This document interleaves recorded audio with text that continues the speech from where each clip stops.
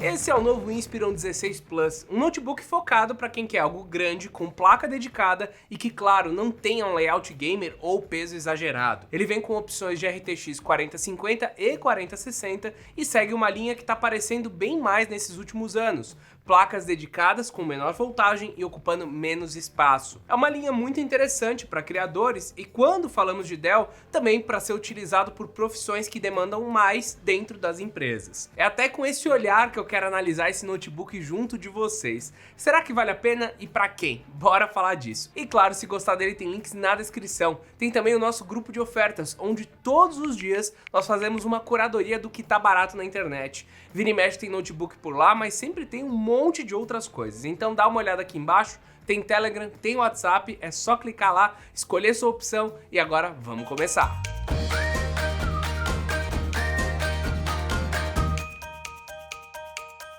Para começar, eu gostei bastante da construção desse notebook. A primeira coisa que você percebe é que realmente ele é um notebook grande, mas que é fino ao mesmo tempo. Ele é mais robusto do que outros modelos que não tem placa de vídeo dedicada, mas pelo menos ele é um notebook que ainda é clean, ele é bem limpo, quase não tem nada, tem apenas a Dell na parte de fora e por dentro ele tem o teclado, o trackpad, apenas um rebaixo ali perto e acabou, tá? É uma coisa que você não vê muito por aí em notebooks gamers. O chassi é todo de metal e ele conta com 2,2 kg. Não é uma métrica incrível, então tem concorrentes também com placa dedicada que estão conseguindo reduzir o peso mais do que ele, mas também qualquer notebook gamer pesa mais de 2,5 kg, então você começa a ver a diferença. É um notebook que vai conseguir ficar na sua mala tranquilamente, não vai precisar alterar a mochila que você utiliza atualmente, e mesmo assim você vai ter um desempenho superior. É importante que o notebook também não seja muito fino, para ele conseguir ter, primeiro, uma bateria maior e segundo,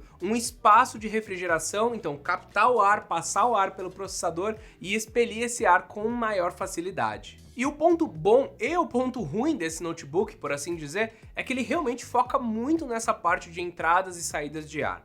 Nas laterais a gente tem duas bem grandes e na parte traseira também, e isso vai refletir no desempenho dele. Nas laterais, essas saídas acabam diminuindo um pouco as entradas ou as conexões que ele tem. Na direita, nós temos dois USB 3.1, o fone de ouvido e uma entrada micro SD. Para quem é criador sabe que um SD seria melhor, seria maior, é muito mais comum a gente utilizar em câmeras esse SD maior, enquanto que o micro SD fica mais limitado para uma GoPro, por exemplo. É também muito mais fácil você ter um adaptador do micro SD para o SD grande, tá? Então às vezes a gente fala que é bom ter essa conexão, mas que seria muito melhor ter a maior. Do lado esquerdo nós temos um USB-C Thunderbolt 4, o HDMI e o carregamento, essa conexão aqui padrão da Dell que vai permitir com que ele carregue, só que tem um porém muito engraçado por aqui, que é o fato de que esse notebook, o 7640, ele é muito parecido com o 7630, que era o do ano passado.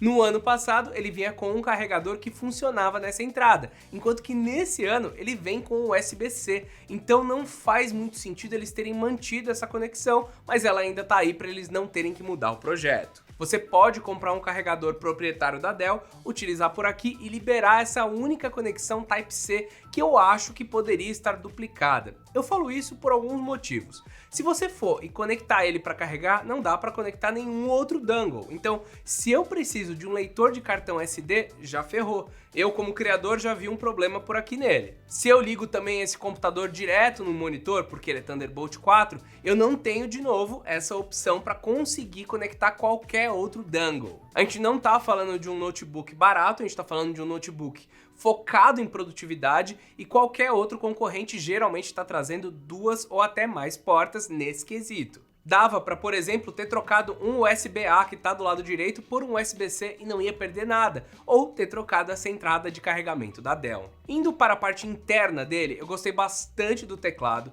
Ele está centralizado, tem um espaçamento muito bom. Eu acho que daria para eles terem colocado o numpad do lado direito, como a gente sabe que acontece nos modelos de 16 polegadas, mas talvez ficasse feio e também com um espaço muito apertado. O ponto é que geralmente eles fazem esse teclado centralizado aqui para colocar as caixas de som nas laterais, e é uma forma muito legal de você ter um som estéreo. O que eles fizeram foi colocar na parte de cima, e na boa, o resultado desse som não é muito bom, tá? Eu eu achava que ia ser um pouquinho melhor, como é o caso da linha XPS, que tem uma caixa que me impressionou bastante. Eu quero mostrar um exemplo da qualidade deles para vocês agora.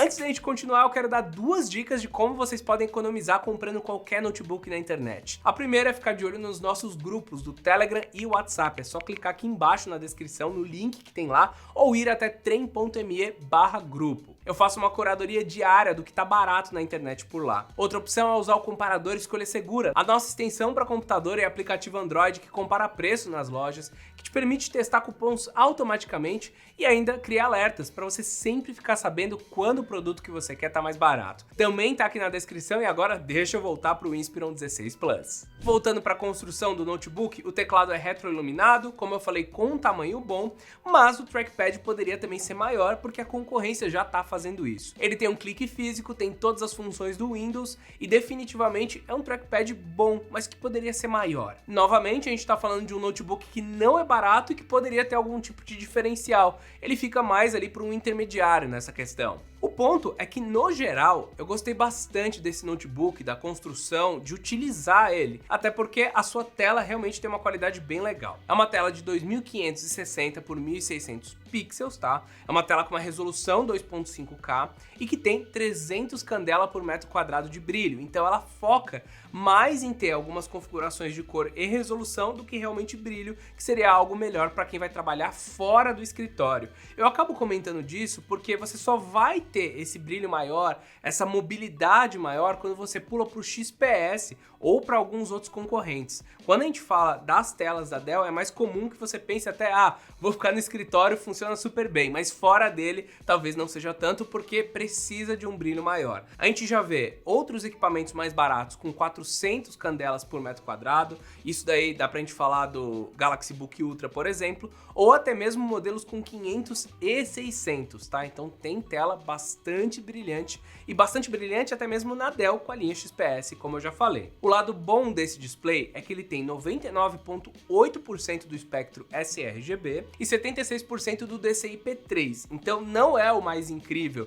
para você fazer um trabalho de criador de conteúdo ou qualquer coisa com uma imagem, mas já é bom o suficiente para você utilizar para essa função. Então se você junta essa capacidade de tela com o fato dele ser um pouco mais fino e ter uma placa dedicada, ele pode ser uma porta de entrada muito interessante para quem quer trabalhar com programas mais pesados dentro da empresa, é aquilo que eu já falei mais no começo. A tela, ela tem 120 Hz de taxa de frequência, você já está vendo isso nos smartphones, já está vendo isso nos tablets, já tem TV com 120 Hz já nas intermediárias, então a gente já está acostumando com esse tipo de tela que atualiza com maior frequência e é muito legal isso daí chegar também nesse tipo de notebook. Tem um ponto que é um pouco problemático, que é, no ano passado, a tela que eles tinham no 7630, ela já fazia a alteração de frequência automaticamente para economizar energia. Agora você tem que ir lá nas configurações, se você quiser utilizar 120, você deixa o 120 habilitado, senão você tem que mudar para 48 para economizar um pouco mais, mas eu acho que você não vai precisar fazer essa alteração de tela, porque o processador que está inserido nesse notebook é bem focado em eficiência, em fazer você passar mais tempo fora da tomada. O modelo que temos por aqui é o Intel Core 7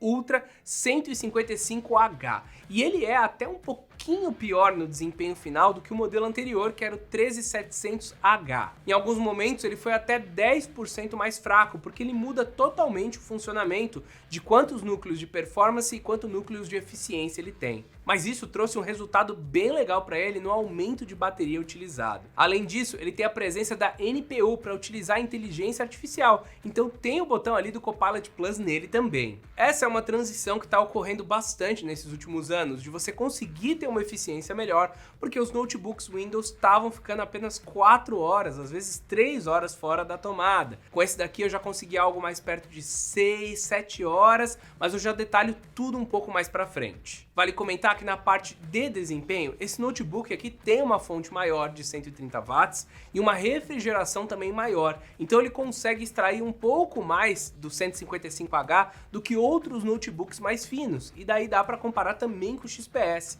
que sempre é um pouco mais capado quando ele é mais fino, principalmente o 13. No geral, eu consegui rodar tudo que eu esperava rodar, então software de impressão 3D, de desenho em 3D, software também para editar vídeos funciona tranquilamente por aqui. A única coisa que você pode querer é comprar mais memória RAM, porque com 16 GB não vai ser o suficiente para você editar em 4K. Você vai precisar pelo menos de 32 ou até fazer algum tipo de upgrade por fora para chegar em 64, porque no site deles pelo menos eu não encontrei, apenas 16 e 32. O Notebook Check também soltou uma análise muito legal de que quando esse notebook aqui está em espera, o processador agora fica gastando de 4 a 16 watts, ao invés de 16 a 21, que era o que acontecia na geração anterior. Então, em tarefas mais simples ou em espera, ele gasta bem menos do que antes, e é onde geralmente você vai conseguir fazer ele durar mais. De um ano para o outro também eu percebi que ele mudou um pouco o gasto de CPU e GPU, então ele chega no máximo mais ou menos ali de 60 watts de GPU,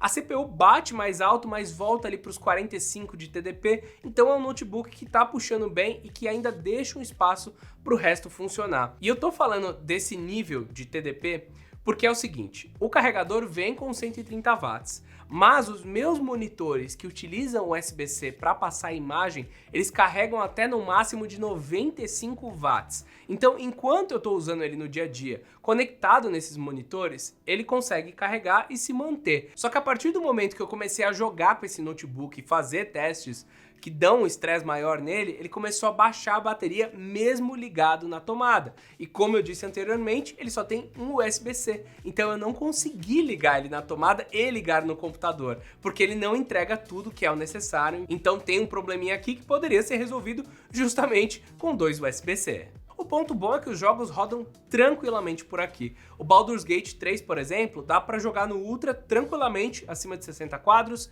e no Quad HD um pouco abaixo dos 60. Eu consegui também jogar o COD Warzone tranquilamente acima dos 60 Hz sem trocar nenhuma configuração, mas dá para atingir mais se você preferir. Para quem quer jogar um jogo mais leve, só que com uma taxa de frequência maior, o Valorant conseguiu ficar travado em 120 Hz e até esquentou menos do que os outros jogos pesados. No entanto, tá, o notebook esquentou muito com títulos bem pesados, tá? No Xbox Game Pass tem um jogo chamado Flintlock que ainda não está otimizado para os computadores. Apesar do notebook conseguir manter o jogo num bom nível de quadros, diminuir a resolução dele não mexia em nada no desempenho final e ele tinha vários engasgos. Parece que é muito mais questão do jogo do que do notebook, tá? Mas ele esquentou muito por aqui, batendo mais de 50 graus na tampa e até mesmo no teclado, onde ficou um pouco desconfortável de jogar. Foi mais nesses jogos bem pesados que eu senti isso, enquanto que nos outros ele estava tranquilo. Eu tentei rodar também o First Descendant e foi bem tranquilo,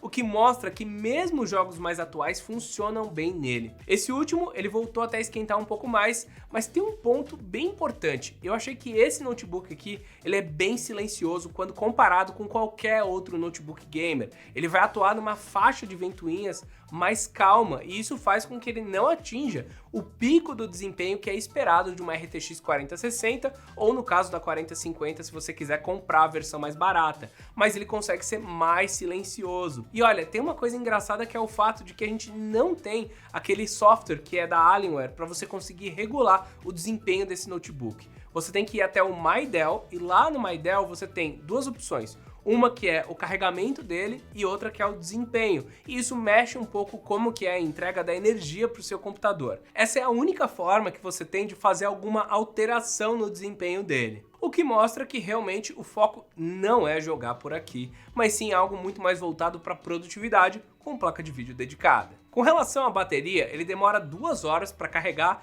com a fonte de 130 watts que ele tem, mas pode demorar um pouco mais para outros carregadores. Eu peguei mais de 10 horas de streaming com ele com a tela num brilho médio, tá? Mas no dia a dia, como eu falei, fica ali mais perto de 6, quem sabe 7 horas. Esses valores podem mudar bastante se você começar a utilizar a placa dedicada. Eu falei meio que dessas 6 a 7 horas, utilizando apenas para escrever, navegar na internet e afins. E o bom desse processador é que ele não precisa ativar essa placa a todo momento, porque ele também tem um processamento de vídeo no próprio chipset. Esse gerenciamento melhor, tanto da energia que ele usa, quanto do que ele escolhe usar, tá trazendo esse tempo maior de utilização que a gente deve ver mais nesses próximos anos. E eu fico muito feliz porque a usabilidade do notebook no geral melhora e muito. Como eu falei, na hora que você começa a jogar, daí sim ele cai lá para 2 horas, 1 hora e pouco, porque ele realmente puxa bastante. Mas isso já era esperado e condiz muito com o que acontecia nos anos anteriores.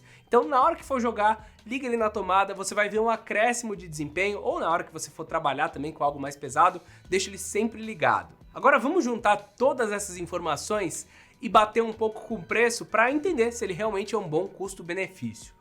Segundo o site da Dell, ele está saindo perto dos 10 mil reais. Muda muito pouco o valor dele na hora que você coloca mais memória RAM ou a placa 4060. Então a minha dica é: vá com o modelo 4060, que tem um salto expressivo de desempenho. Nessa faixa de preço a gente encontra alguns outros notebooks também muito parecidos em sua intenção. O Galaxy Book 3 Ultra e o 4 Ultra, que agora tem AI, que tem o processador mais novo com NPU, eles são os principais concorrentes desse modelo. Enquanto que o Book 3 Ultra, que é do ano passado, tá saindo num preço mais baixo e pode ter um custo-benefício melhor, o Galaxy Book 4 acaba sendo mais caro, porque entrega uma tela OLED, 32 GB já inicial em sua configuração e mais alguns outros detalhes, mas a versão com a 4050 acaba perdendo bastante desempenho, porque é também um notebook mais leve e mais fino. Outra opção é o Lenovo Slim 7i, que acaba tendo já uma cara um pouco mais gamer, traz também essas configurações e é um belo de um concorrente. A Dell acaba se diferenciando bastante pela solução que ela entrega geralmente para as empresas, então é fácil comprar lá pelo site, ter suporte técnico, é uma empresa que vende bastante para outras empresas e para pessoa física, e claro, esse daqui é um equipamento mais fechadinho e que eu vejo muito aparecendo em alguém que precisa usar softwares 3D, que precisa trabalhar com Photoshop, com Premiere Pro e coisas do tipo. Eu acho só que o preço dele poderia ser um pouco menor do que esses 10 mil e poucos reais. Com essa mesma faixa de preço, você pode também pegar um MacBook Air de 15 polegadas. Ele vai trazer mais bateria, um desempenho talvez similar, e claro, alguns softwares podem não funcionar nele, mas se você pegar a versão de 16 GB, Premiere Pro e qualquer outra coisa de 3D vão super bem. Eu falo isso porque o Inspiron 16 Plus poderia ter um áudio melhor, um trackpad maior e quem sabe uma tela um pouco mais brilhante que os concorrentes entregam. Tirando isso, ele realmente é um notebook bem interessante e que vale a pena pensar sobre. Se você gostou dele, tem links na descrição, comprando por lá vocês ajudam a gente. E claro, não esquece de se inscrever e deixar um comentário por aqui, porque eu quero saber o que vocês estão pensando. Com isso em mente, eu espero vocês no próximo vídeo. Então é isso, meus amigos, e até mais!